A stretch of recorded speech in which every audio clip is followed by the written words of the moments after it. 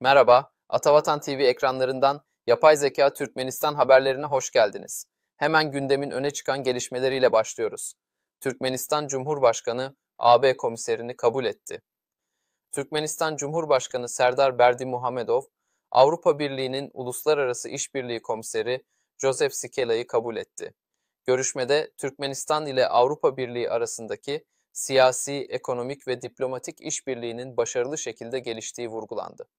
Özellikle Orta Asya-Avrupa Birliği formatındaki ilişkilerin önemine dikkat çekilerek enerji, çevre, bilim, eğitim ve ulaşım alanlarında ortak projelerin sürdüğü ifade edildi. Türkmenistan'ın stratejik konumuna değinen Cumhurbaşkanı Berdimuhamedov, kuzey-güney ve doğu-batı ulaşım koridorlarının geliştirilmesinin önemini vurguladı. Bu kapsamda Türkmenbaşı Uluslararası Deniz Limanı'nın Karadeniz kıyıları, Avrupa, Orta Doğu ve Asya-Pasifik bölgesine erişimi kolaylaştırarak bölgesel ticarete katkı sağladığını belirtti. AB Komiseri Joseph Sikela, Türkmenistan ile ortaklık güçlendiriliyor. Avrupa Birliği Uluslararası Ortaklıklardan sorumlu Komiseri Joseph Sikela, AB'nin küresel geçit stratejisi çerçevesinde işbirliğini artırma kararlılığını yineleyerek Türkmenistan'a gerçekleştirdiği stratejik ziyareti tamamladı. Görüşmelerde Türkmenistan'ın bölgesel ve küresel ekonomik ağlara entegrasyonunun güçlendirilmesi, ulaşım bağlantıları, yenilenebilir enerji ve ticaretin kolaylaştırılması konuları ele alındı ve Transhazar Ulaştırma Koridoru'nun stratejik önemi vurgulandı. Komiser Sikela, Türkmenbaşı Limanı'nı ziyaret ederek AB'nin altyapı modernizasyonu ve mevzuat uyumlaştırılmasına desteğini teyit etti. Ziyaretin ana gündem maddeleri enerji ve iklim işbirliği olurken Türkmenistan'ın küresel metan anlaşmasına katılımı memnuniyetle karşılandı. AB-Türkmenistan işbirliği kapsamında iki önemli girişim başlatıldı. Türkmenistan'ın Dünya Ticaret Örgütü'ne katılımını destekleyen 6 milyon avroluk proje ve yenilenebilir enerji ile metan emisyonunun azaltılmasını hedefleyen 4,5 milyon avroluk program. AB'nin teknik ve mali desteği, Türkmenistan'ın uluslararası ticaret ve çevre standartlarıyla uyumunu güçlendirmeyi amaçlıyor. Beher'den seramik ürünler fabrikası açıldı. Türkmenistan'ı güçlü bir sanayi devletine dönüştürme hedefi doğrultusunda yeni üretim tesislerinin açılması devam ediyor.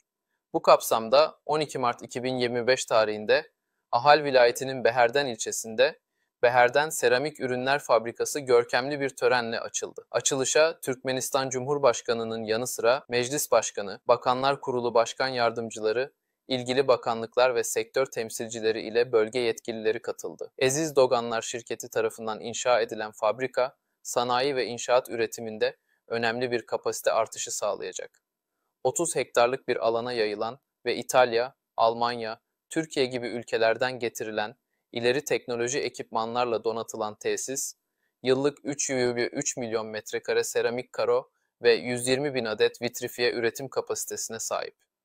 Üretimde kullanılan ham maddelerin %93'ü yerli kaynaklardan sağlanırken 450'den fazla kişiye istihdam yaratılmasıyla bölgedeki iş gücüne de katkı sağlanacak. Açılış töreninde İtalyan şirket Sacmi Imola Società Cooperativa ve Associazione Costruttori Italiani Macchine Attrezzature per Ceramica yetkilileri fabrikanın uluslararası kalite, çevre, sağlık ve güvenlik standartlarına tam uyum sağladığını onaylayan sertifikalar sundu. Aşkabat'ta ilk kez düzenlenecek uluslararası moda gösterisi Fashion TV'de yayınlanacak. Türkmenistan'ın başkenti Aşkabat 17-19 Mart 2025 tarihlerinde ilk kez uluslararası bir moda gösterisine ev sahipliği yapacak. Türkmenistan Sanayiciler ve Girişimciler Birliği'nin 17. kuruluş yılı kapsamında düzenlenecek etkinlik, moda dünyasının önde gelen isimlerini bir araya getirecek. Gösteride Türkmen modasının geleneksel dokularla modern çizgileri harmanlayan tasarımları sergilenecek. Ayrıca İtalya, Fas, Fransa ve Umman'dan ünlü moda tasarımcılarının koleksiyonları da moda tutkunlarıyla buluşacak.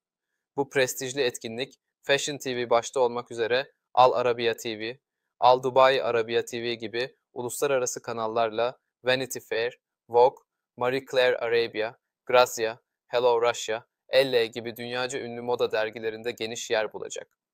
Organizasyon, Aşkabat'ı uluslararası moda dünyasında önemli bir merkez haline getirmeyi hedefliyor.